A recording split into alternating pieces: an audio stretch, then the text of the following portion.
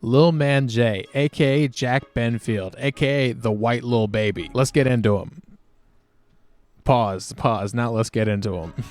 I bet you've seen this guy on YouTube Shorts or TikTok. Everybody's rooting for this kid, and if you're not, I bet you will be by the end of this video. Let me tell you exactly who I'm talking about. Born in Charleston, North Carolina, in a small town called York City, there wasn't really much to do around where he grew up. They only had one water tower and one Walmart, one of those kind of towns. At the age of 10, he had a heavy influence from hip-hop music. As you could imagine, his parents were not thrilled at the prospect of their son being into gangster rap. But at the age of 13, he began creating his own. And within just a couple months, he expanded his brand to YouTube and Instagram videos. Like most creators and musicians, it wasn't really working off the start for Lil Man J. Of course, he was just getting started. He was still young and unsure of exactly what he wanted to do with his brand. Who exactly was Lil Man J? He dropped his first song on YouTube, It's Just the Beginning. Yeah. It's just the beginning.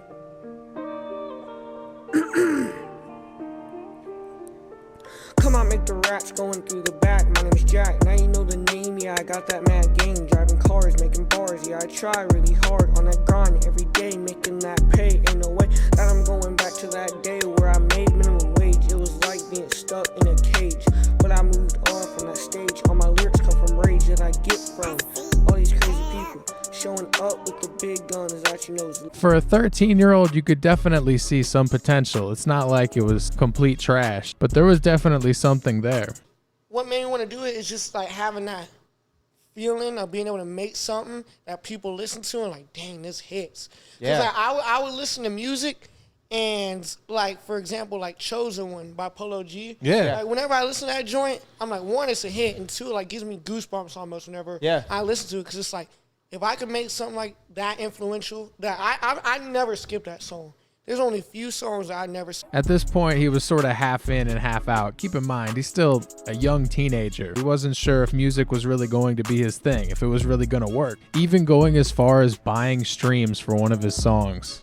At this point, my biggest song was like 30,000 streams, which at the time was big, but for other people, like other people seeing like, yo, you actually getting some streams, but I paid for those. Yeah. You know what I mean? And they were most likely bots.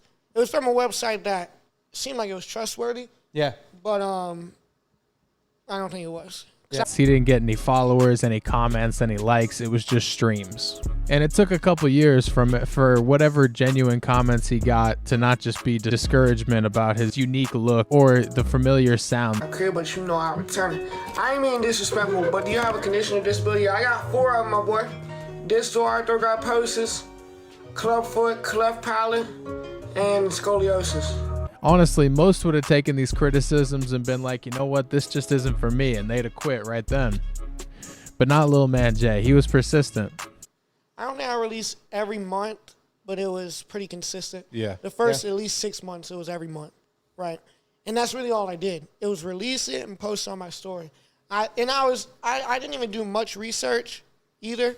So I thought that was going to work. Just making that promise to stay consistent made such a difference in his career, and he actually started gaining some organic traction. At this point, Lil Man J became a student of the craft, studying how to promote your music and how to truly get yourself in the public eye. He was being realistic. He eventually realized that just posting your music and hoping that someone's going to find a random SoundCloud page with your music was not the most realistic way you're going to make it on the internet nowadays. From there, it was like, I wrote the New Year's resolutions and stuff.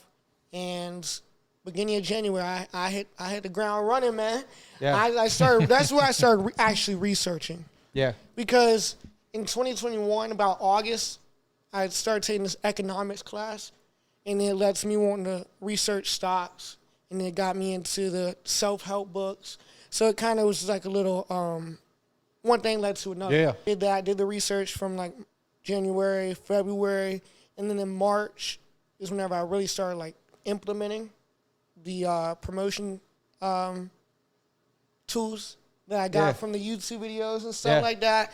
So, like DMing people, hitting people up, like other people that make music that are kind of small in their comments, like, yo, you're so good, man. Like, you really have a career. It was copy and paste pretty much. Yeah.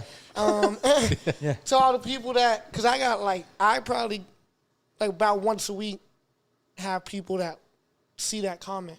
It's from like 57 weeks ago. No, not 57. Like 40-something weeks ago from when I was doing that. And they like it and they reply like, "Oh my God, like I didn't know you were saying that on my post, man. I appreciate it." So So the idea is to just keep engaging with engage with people, just try to grow a relationship. Yeah. You know what I mean? Yep. And hopefully they follow me back, support my music, and there's just one fan after another. And now I would do it on like some smaller verified people's accounts and hope they see it. And I had like a few verified people follow me like that. I was like, yeah, that's me right now. Yeah. I was feeling good about myself. Yeah. But I did that for like 2 months. I ended up following like 3,000 people. Wow. Doing that. He began expanding his brand to TikTok, doing TikTok live streams. Let me know you guys say. Line them up and shoot now. Yes, sir. Zipper 2 is major cap. All right. Say what you want, man. Yeah. That way it moves like you been AFK. On and all sorts of marketing material, whether it's live performances,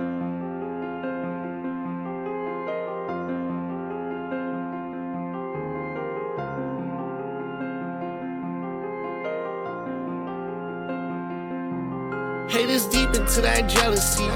At one point while on a TikTok live stream, he was trying to write a song live with all of his fans, and he got the idea. People would be like, "Oh, you sound like Lil Baby." I didn't think anything of it. And then I ended up writing Cat Freestyle. That's why I said trying to act black, but I'm white as can be. Trying to act black, but I'm white as can be. I'm white, Lil Baby, no one harder than me. Everybody like gets on me for trying to act black, but I'm white as can be.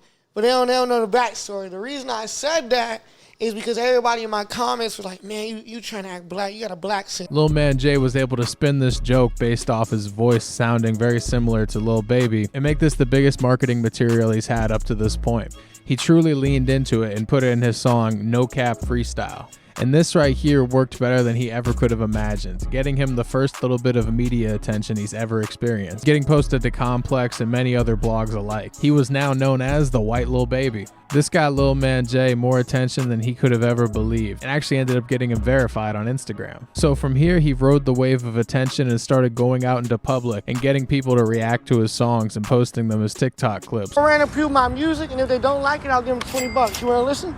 I ain't got time, brother. I gotta run. I'm in a hurry. Yo, what's up, man? How you doing? Go away. What's up, man? How you doing? Today I'm giving people $20 and they don't like my music. You wanna listen to it? All right, go ahead. Let me know what you think. I was just busy with life when you left me. Making the money now, I need a track piece. Playing with me, yeah, you know it get deadly. Free to rap, go, yeah, I'm talking about melody. What's your name, bro? Well, here's a 20, man. All right. That was just for the video. Let me have that. You good? Appreciate it. This was another massive move for Lil Man J, as it showed he was different from most musicians on the internet in the way that he was willing to market himself and put himself out there, showing how much he truly believed in his own music. It's something that I think most content creators and musicians could probably learn. You should never be afraid to step out of your comfort zone and change up what's working right now for something that could be working much better in the future. Of course, always give your fans what they're there for and let them keep coming back for it. Sometimes you might just have to make a bold change to see just how well it might work for you. And now Lil Man J has definitely tried to distance himself from the name of the White Lil Baby. However, it still serves as a massive stepping stone in his career and on his come up. And he'll probably never fully forget. I wouldn't be surprised if in the next couple years, Lil Man J is on the levels of some of the biggest hip hop artists in the world, even by the end of this year. All I can say is you definitely want to keep your eye on Lil Man J. If someone like Lil Man J can become a gangster rapper, the sky is truly the limit.